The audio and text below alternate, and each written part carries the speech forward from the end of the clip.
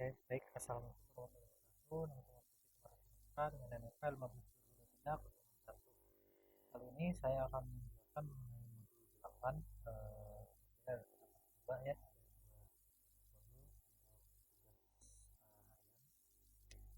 Di sini modul 8 pertama ini kita akan menganalisis data stok. Pertama kita biasa mengimport library. Ada trend dashboardnya, kucing, dan lain sebagainya. Lalu pertama di sini kita diminta untuk menghitung probabilitas stok. Jadi pertama kita menggunakan error handling dulu di sini ya, dengan mencari download data CSV berupa healthcare data. Lalu di sini kita akan menentukan itu email. Lalu hypertensionnya itu nilainya 0. Lalu hard disease 0, work type nya self employee, resident type nya rural, age nya lebih dari 30, dan umur di bawah 60 tahun, dan BMI nya harus di atas sama dengan 30. Lalu average glucose nya harus di atas sama dengan 126. Di sini kita akan matching ya, melalui di matching filter yang kita inginkan. Jadi kan saya inginnya female, hypertensionnya itu 0, 0, type self employee, type rural, umurnya harus di atas 30 dan di bawah 60. Lalu BMI, tekanan darahnya, BMI-nya itu di atas sama dengan 30, dan glukosa sama dengan 40. Jadi ntar tuh kita akan bandingkan di metode ini. Jadi pertama sebelumnya kita buat dulu sebuah data frame ya di sini, mas dengan isinya kurang lebih seperti ini. Kita bandingkan. Nah nanti kita akan matching dengan stroke dengan cara ditambah. Kemudian totalnya dari matching ini nanti akan dihitung probabilitasnya dari stroke count yang dari matching ini, matching stroke, jumlahnya nanti akan dibagi oleh total dari land matchingnya, jumlahnya. Kalau totalnya lebih besar dari 0, maka jalankan fungsi ini. Jika tidak, maka outputnya keluar 0. Di sini dijelaskan bahwa karakteristik yang sedang dicari itu female, dewasa ya, seperti kan. Di sini hypertensionnya tidak ada, heart disease tidak ada, environment yes,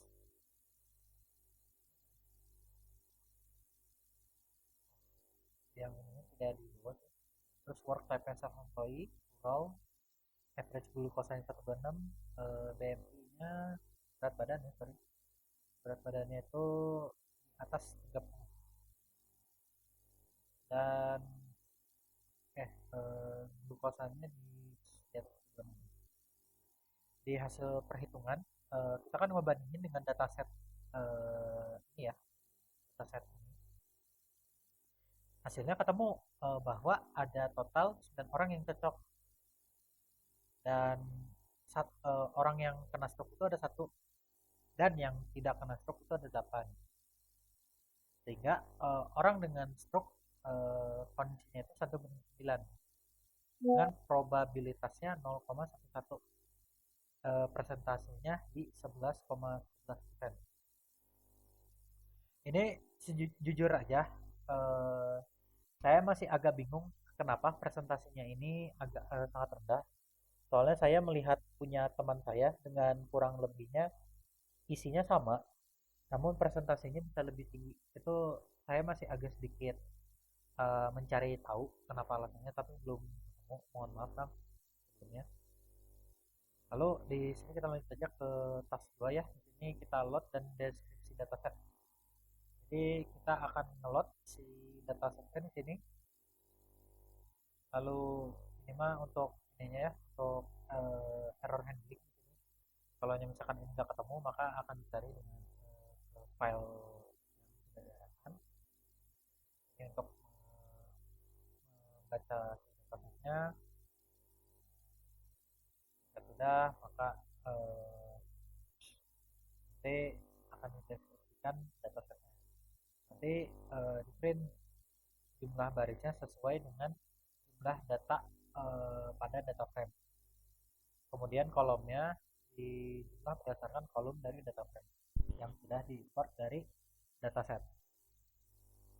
Kemudian di sini ada function loop untuk ngeprint si fungsi-fungsinya ya. Di sini ada apa? Ada baris, ada kolom di sini.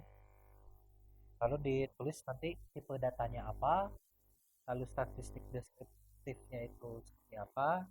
Lalu di sini ntar akan ada informasi kolom di mana akan menampilkan beberapa nilai. Terus juga akan memberikan jumlah missing value per kolomnya. Nah, di sini ada missing target di mana di sini untuk menghitung stroke count kita akan mengambil kolom dari data frame, kolom stroke, lalu itu kali value count yang di atas tadi. Dan kalau misalkan dinyatakan stroke dalam data frame kolom, maka hasil ini akan keluar. Kalau tidak, dia akan mengeluarkan PD series manual series. Di sini juga ada logic if lagi di sini untuk menghitung stroke count presentasinya, representasinya. Ini datasetnya sudah dimuat kurang lebih ini. Nama-nama kolomnya ada ID, gender, age, hypertension, heart disease, cyber merit, work, president type, active glucose level, BMI, stroke. Di sini juga ada tipe datanya bahwa ID itu integer, gender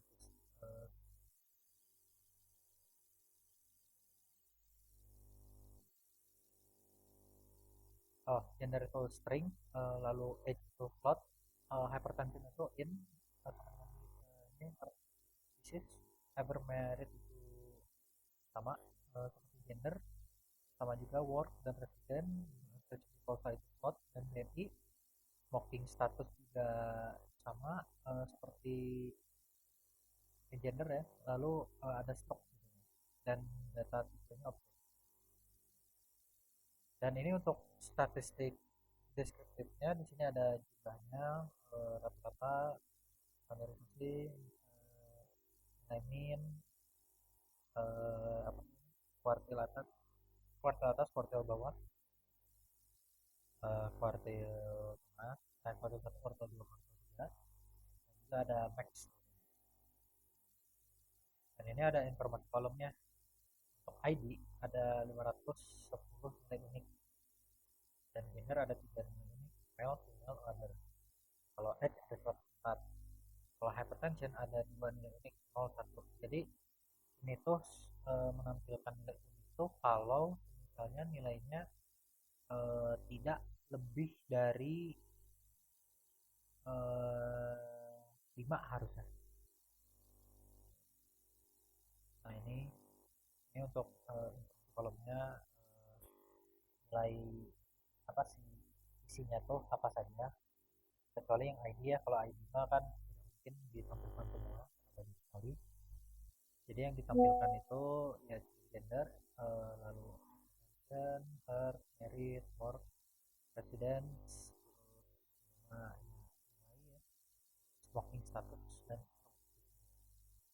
sini juga kita cek apakah ada missing value dan ternyata ada missing value di BMI banyak 201 data. Nah, di sini di distribusi target stoknya ternyata ada 4.841 yang non dan satu tuh yang terkena stroke. Nah, untuk persentase yang non stroke itu 95% dan yang stroke itu 4%.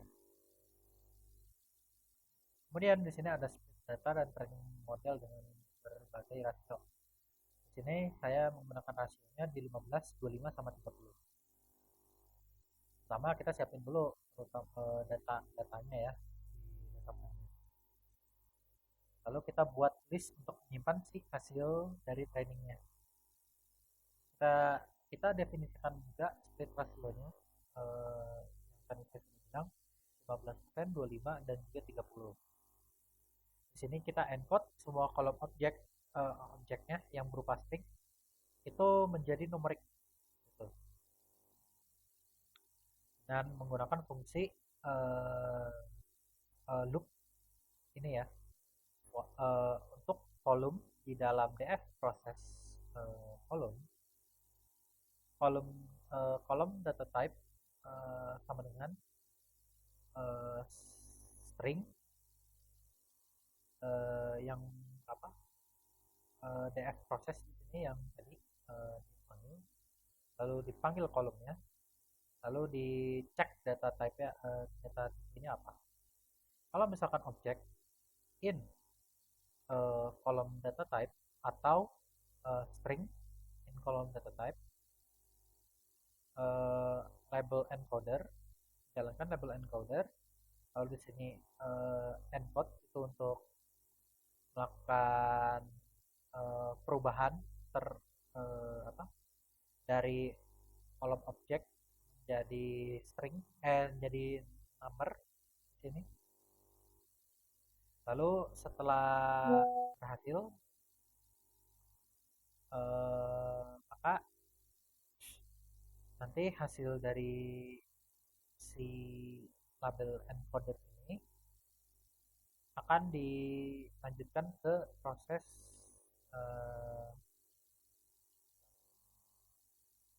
maksudnya akan disimpan ke label encoder di sini untuk nilai kolom atau untuk menyimpan hasil yang sudah ditransform tadi. Lalu pastikan semua kolomnya adalah float ya. Kita cek nih di data yang sudah diproses tadi dengan type float. Kita cek. Lalu pisahkan fitur dan juga targetnya di sini. Di sini yang X data X data yang sudah di stroke akan di drop di sini, akan dihapus ya. Dan juga yang berupa value float 32. Lalu di sini ada Y df proses stroke dengan value-nya jadi integer. Ini akan ngeprint bentuk shape-nya atau sampelnya, lalu target dan juga tipe data si X dan juga tipe data Y. Untuk model yang digunakan di sini kita menggunakan 3 model. Ini pakai logistic regression, decision tree dan random forest dengan ketentuan max filternya 1000 dan random state-nya di 42. Untuk logistic regression ya, decision tree-nya itu random state-nya di 42 dan untuk random forest estimatornya di 100 dan juga random state-nya di 42. Kita akan melakukan training di sini dengan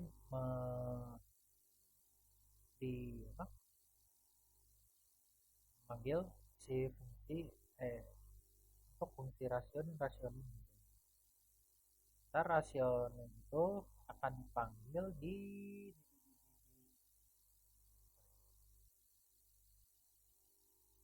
nanti rasionim akan ditambahkan dari hasil training yang sudah ada, ntar tuh disimpan dalam result yang di atas ya. Berupa datanya itu seperti ini kurang lebihnya, ada split ratio, model, training akurasi, tes akurasi, train size, test size, y prediction test, y test, test, train itu nanti akan ditampilkan ringkasannya kurang lebih seperti ini. Nah, untuk jumlah fiturnya ada 10 dan total sampelnya ada 20. Lalu target variabelnya kan saya menginginkan stroke tadi, di mana X itu data tipenya float dan Y itu data tipenya integer. Di sini kita akan rasio trainnya di sini train 85%, sementara tes itu 15%.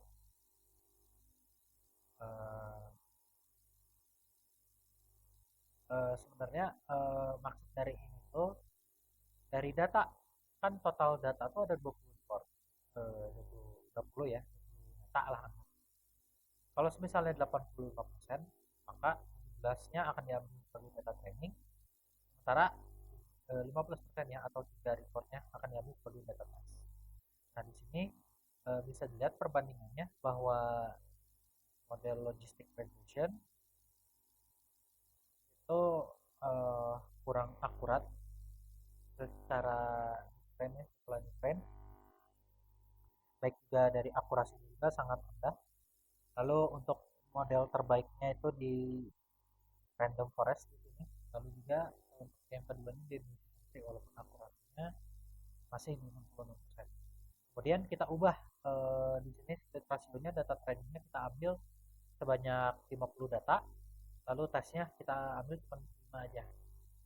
Ternyata ada perubahan, ada peningkatan terutama di logistic regression. Datanya jadi jauh lebih stabil secara akurasi maupun training maupun tes ya. Begitu juga dengan decision tree. Random forest masih memegang yang paling tinggi di sini. Lalu kita coba dengan train 70 dan juga tesnya 30. Yang dimana kalau trainnya kita ambil 14 data, lalu tesnya kita ambil 6 data. Maka logistic regressionnya untuk training akurasi itu di 85 dan akurasi di 50%. Lalu di decision tree ini akurasinya malah turun, dan juga di random forest itu juga turun. Sehingga menurut saya untuk model terbaik dalam penggunaan dalam proses training ini, kita akan menggunakan split rasionya itu di train 75% dan juga tesnya di 25%, sehingga akan menghasilkan training yang bisa dibilang balance antara trainingnya dan juga tesnya. Ini untuk ringkasannya kurang lebihnya yang tadi sudah di kurang lebih ini. Kemudian di sini ada confusion matrix untuk setiap model. Mungkin kita kayaknya langsung aja di sini ya ke bagian confusion matrixnya. Nah, di sini si logistic regression itu memiliki akurasinya kurang. Yang seharusnya no stroke dinyatakannya no stroke. Yang stroke ya benar sih, ini satu, tapi yang ininya malah tinggi sekali. Nah, untuk yang decision tree ini juga kurang lebih sama ya, masih agak ngaco, walaupun ini udah benar sih, walaupun diprediksinya kan no stroke, ternyata benar no stroke. Yang stroke juga dinyatakan stroke. Nah, walaupun ini nih ini masih salah ya. Nah, random forest nih yang cukup menarik, karena random forest bisa menebak dengan cukup akurat di sini, di mana no stroke itu ya no stroke, sementara stroke itu stroke. Di sini logistic regression juga masih terbilang asal ya, karena eh, di stroke-nya ini masih kedeteksi no stroke, jadi dia masih ragu. Di decision tree juga ini masih sedikit ragu dia tuh antara stroke dan non stroke, jadi masih abu-abu di sini. Lalu juga di random forest ini masih tetap menghasilkan hasil yang bagus, di mana si mesin berhasil ngeprediksi bahwa stroke itu stroke dan non stroke itu non stroke. Dan ini yang splitnya 30 dan ya, split testnya 30 ya, ini gagal juga untuk deteksi masih. Nah, tapi di sini ada yang unik, bahwa decision tree-nya saat menggunakan decision tree dengan split 30, dia mampu bisa mendeteksi bahwa uh, bahwa stroke itu ya merupakan stroke dan non stroke itu merupakan non stroke. Dan yang random forest malah yang jadi agak ini ya, walaupun tetap benar sih secara nilai lebih tinggi ini ya, sehingga ini masih bisa dibilang akurasinya cukup tinggi untuk mendeteksi, walaupun yang ini rendah ya. Oke, mungkin eh, sekian ya yang bisa disampaikan mengenai konsumsi matrix. Di sini ini saya lupa ini apa ya? Oh, ini visualisasi perbandingan akurasi antar model dengan menggunakan. Nah, di sini untuk split rasio random forest di sini paling tinggi ya, ketika menggunakan 15 dan 25. Tapi ketika menggunakan yang 30, dia mengalami penurunan. Nah, beda dengan yang decision tree dan juga random forest. Sorry, logistik dan juga decision tree. Dia dari 15 ada kenaikan nih di 25. Kelihatan kayak yang di tadi di konsumsi matrix ya. Dia mampu untuk bisa ngedeteksi, walaupun di sini masih agak konfus gitu. Jadi kurang lebih mungkin itu untuk yang modul pertama. Kita lanjut lagi ke modul yang kedua ya. Di sini tugasnya disuruh untuk menormalisasi dan standarisasi data. Jadi kita disiapkan sebuah data di mana datanya ada nama, ada gaji, ada lamaran kerja itu dalam tahun ya, dan juga posisi. Oke, kita langsung kita masukkan si datanya ke dalam data frame di sini. Kita ekstrak kolom numeriknya yang akan dinormalisasi. Jadi yang akan dinormalisasikan yang numerik itu hanya gaji, lama bekerja, dan juga posisi. Jadi kita akan lakukan pertama kita ubah dulu ke float, lalu kita normalisasi. Nah, untuk normalisasinya di sini eh,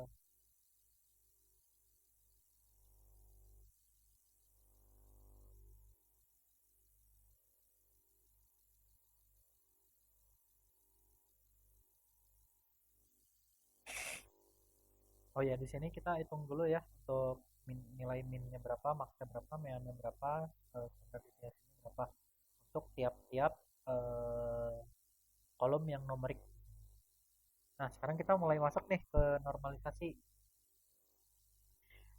Di normalisasi sendiri kita menggunakan rumus apa, nilai X dikurang nilai rata-rata lalu dibagi standar deviasi ya. Nah, di sini meannya kita hitung dari data diambil, eh, lalu dihitung meannya berapa, lalu standar deviasinya dihitung juga berapa. Maka dari data mungkin eh, eh, nah kita mengambil nilai dari data, kemudian dikurang dengan nilai rata-rata dari data, lalu kita bagi dengan standar deviasi. Lalu untuk normalisasi min max di sini cukup kita dari data minimal minimal data dikurangi minimal data paling minimal, lalu juga nilai maksimal dibagi nilai maksimal kurang nilai minimal, kurang lebihnya seperti itu. Di sini juga ada decimal scaling di mana eh, apa, X data akan dibagi oleh 10 pangkat J, di mana J ini itu adalah jumlah digit maksimalnya, berarti nilai maksimal datanya ya. Ntar akan di return eh, data dibagi 10 pangkat J. Lalu di sini ada normalisasi sigmoid. Ya untuk sigmoid sendiri ya rumusnya simpel ya, 1 bagi 1 bagi sama kurung buka 1 tambah NPXP in data. Ini untuk softmax, normalisasi L1 dan juga L2. Sekarang kita coba untuk jalankan nih semua normalisasinya. Sehingga setelah dinormalisasi, hasilnya seperti ini.